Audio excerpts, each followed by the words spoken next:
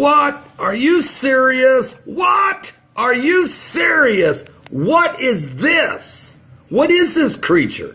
Now this Brittany down in Breaux Bridge, Louisiana. Brittany down in Breaux Bridge, Louisiana sent this to us this evening. This picture was taken at about 6:30 this morning down under the Moss Bluff Bridge down there in Atchafalaya, in the Atchafalaya Basin outside of Breaux Bridge, Louisiana. Are you serious? What is this? I mean, what is this? I mean, it's like a monster from the Black Lagoon or something. It's some kind of creature. Is this something? I mean, it's not a squid. It's not a gator. It's not a warthog. It's not a buttfish, which somebody said it could have been. Folks, are you serious? Now, I know all of them bros down in Breaux Bridge, Louisiana. I baptized 9 of them last year in one day. They're good people. I know them. Matter of fact, I'm coming to Louisiana October 21st, a one-day conference in Baton Rouge, Louisiana. I expect everybody, ever crazy Cajun to be there, ever raging Cajun. Matter of fact, I'm not the only one going. I'll be speaking. So will BP Earthwatch. So will Russ Dizdar, and so will L.A. Marzulli. Matter of fact, L.A. Marzulli might even know what this creature is. And if he does, Russ Dizdar will probably cast the demons out of it. And BP Earthwatch will probably shoot it. I'll probably bury it. I mean, are you serious? What is this thing? Folks, seriously, in your comments below, what is it? But it's down there in the Atchafalaya Basin. Matter of fact, the bros are saying that their grandmother told them, don't you dare go down in the, don't ever go swimming in the basin, down the Atchafalaya Basin. Don't ever do it. There's creatures down there, eat you alive. Is this Leviathan? Is this what Job meant when he said the creatures of the deep, the demons of the deep? Is this it? Are we in the last days? What? In Eastern Europe have been suffering from extreme hot weather recently, with temperatures reaching over 40 degrees Celsius. This abnormally hot wave of weather has been named Lucifer in Italy, and countries in the Balkan Peninsula are the worst affected. The heat wave has fanned forest fires, triggered weather warning alerts, and damaged crops. Firefighters and authorities from Serbia, Bosnia, Macedonia, and Croatia advised people to stay indoors and increase water intake. Researchers are blaming climate change for the abnormal weather. According to the Lancet Planetary Health, heat waves in southern Europe will claim around 99% of future weather-related deaths. Flash floods in Los Angeles County have been causing chaos. A build-up of hot tropical weather and thunderstorms came to a head on Thursday, August 3rd, triggering a flash flood in Acton. The floods generated mudslides, and the combination of the two caused a river of mud to gush through the area. By late afternoon on Thursday, roads were washed out, leaving many commuters trapped inside their cars. You can see here a man being rescued from his truck and hoisted into a helicopter. The water on the roads was reportedly at least 3 feet deep. Over 200 train passengers were also put in danger in Acton. The water from the floods eroded the soil next to the train tracks, leaving the train stranded. No injuries were reported, and all of the passengers on the train were evacuated safely. The weather in the area is expected to stay dry over the next few days. Of Raghunathpur. One day at the end of June, the river levels were high and there was heavy rain. Lalita Devi Mandal feared the worst. It was raining hard. The water started coming into my house. I gathered my children and we ran away. There is nothing left of Lalita Devi's house now. She's had to move here onto someone else's land. But that's not a new problem for the villagers. A decade ago, this village was some 500 meters that side, but annual floods have been cutting the land and shrinking the village. every year there has been budget allocated to build embankments, and last year's budget was $27,000, but locals here claim that only $5,000 of that was used and the rest was pocketed. Even this temporary embankment built by the Department of Irrigation since the June floods is now broken in places. A committee was set up in the village to oversee the work, but none of those who have lost their homes and land are on it. Josie Sardar is the committee's secretary. We were not responsible for the money. The officials who came said they spent all of $27,000. Further upstream, where the embankment broke, nylon ropes were used instead of metal wires. A report last year by Transparency International put Nepal near the bottom of a table of countries considered likely to be corrupt.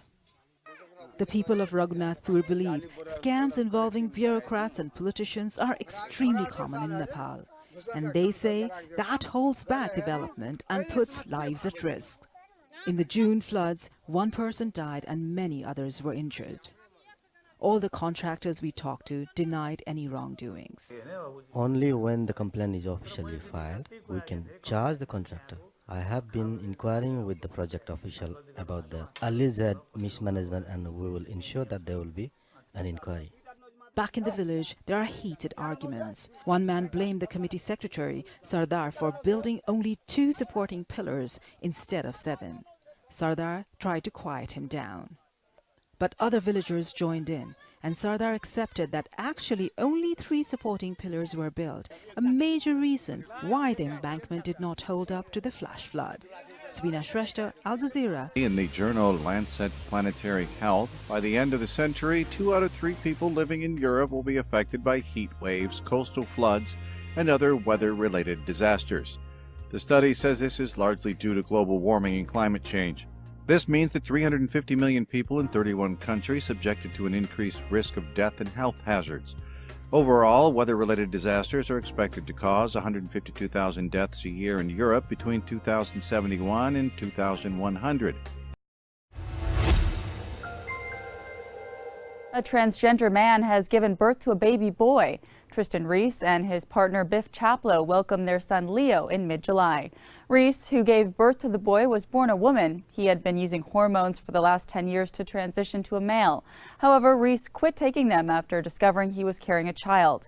Doctors also gave him the green light to carry the baby to term and give birth. Reese told local TV station KATU, quote, "I understand that people are not used to 2 men having a biological child between the 2 of them, so we know it's unique." Prior to their son's birth, the Portland, Oregon couple blogged about the pregnancy and shared their journey with the public on social media. The couple is also parents to 2 other children, Chaplow's niece and nephew, who they adopted. For United News. We'll talk about that later. We have had, especially a lot of trans men who are frontline, Afghanistan, fighting for our country, and they deserve our respect. And so it was just very disappointing. We'll see what happens in the future. But that one was very, very disappointing. A job for a trans person in our society is very difficult. They face job discrimination, a very difficult time trying to get a job. And the military was a great option for a lot of people, and they have served admirably.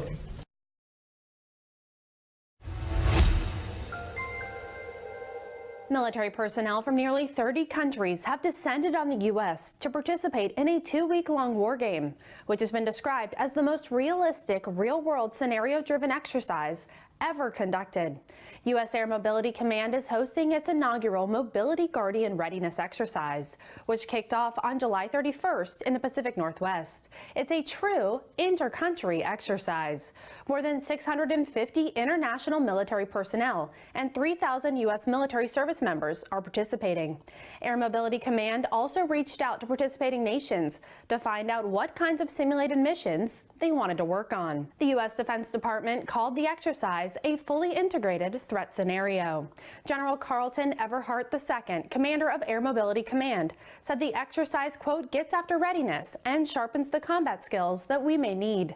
For United News International from Washington, D.C. China has conducted another live-fire drill near the site of a tense border standoff with India. Indian and Chinese troops are facing off in territory where the borders of China, India, and Bhutan meet. Indian troops reportedly entered the area to halt China's construction of a road near the thin strip of land connecting India's northeastern territory to the rest of the country. On Thursday, August 3rd, China's foreign ministry once again demanded an immediate withdrawal of Indian troops and alleged India is amassing soldiers and supplies along the border. However, India denied a military buildup. The Associated Press reports Chinese state television broadcast video of a live fire exercise involving missiles in the region on Friday. Meanwhile, India has been revitalizing its submarine arsenal in response to aggressive moves by China, preparing to accept the first of 6 modern diesel-powered submarines it ordered in 2005. I'm Matt Hall. The UN Security Council will vote on Saturday on a US-drafted resolution toughening sanctions on North Korea, aiming to deprive Pyongyang of almost €1 billion in annual export revenue. The United States has been negotiating the proposed new measures with China, North Korea's main trading partner and ally, since Pyongyang launched its first of 2 intercontinental ballistic missiles in July. The draft text would also prevent North Korea from sending additional workers abroad, prohibit all new joint ventures and ban new investment in the current joint companies. One council diplomat indicated that China and Russia would support the resolution, which was circulated to the 15 Security Council members on Friday. The U.S. is aiming for a UN Security Council vote on Saturday to impose stricter sanctions on North Korea over its 2 intercontinental ballistic missile tests in July, diplomats said on Friday. The United States is set to circulate a copy of the draft resolution to all 15 members of the Council on Friday, signaling a likely agreement by North Korean ally China to impose new measures, diplomats said. A resolution needs 9 votes in favor and 0 votes by the United States, China, Russia, France, or Britain to be adopted.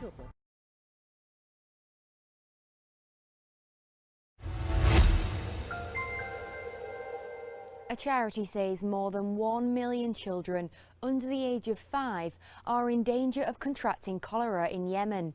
On August 1st, Save the Children released a statement saying it is sending out more health experts to parts of Yemen that are suffering the most, not just from cholera but acute malnutrition too. New data from the charity suggests because malnourished children have reduced immune systems, they are at least 3 times more likely to die if they contract cholera. The charity also said even if the children survive cholera, the disease could push them towards malnutrition and starvation. It is a vicious circle. The disease spreads through water or food containing contaminated feces. Victims experience diarrhea and can die within a day of severe dehydration. The World Health Organization recently said, quote, "We are now facing the worst cholera outbreak in..." A woman in the hospital for flesh-eating bacteria says she contracted it from a popular U.S. vacation destination. Bonita Fetterman's family told local media that she contracted necrotizing fasciitis, commonly called a flesh-eating infection, from Myrtle Beach in South Carolina. According to her family's account, Fetterman put her feet in the ocean water after accidentally cutting herself on a hotel balcony chair. Her leg then developed blisters and turned purple, with Fetterman eventually having to be airlifted to a medical center. The story went viral after Fetterman's granddaughter posted pictures of her grandmother's leg on social media and wrote, quote, "Surgery is the only option until it is completely cut away."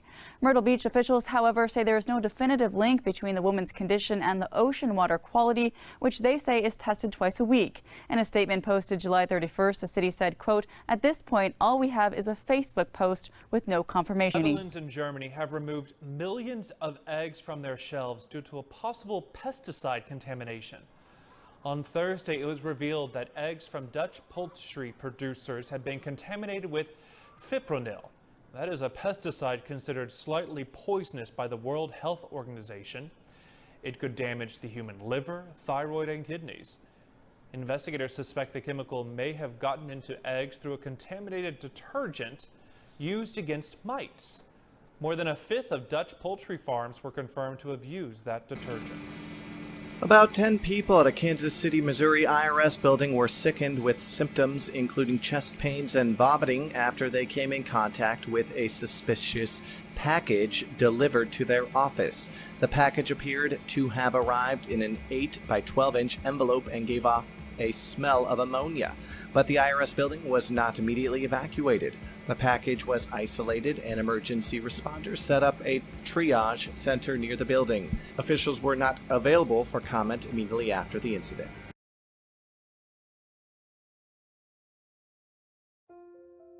According to NBC News, a 72-hour ceasefire started on Thursday at midnight in Baltimore.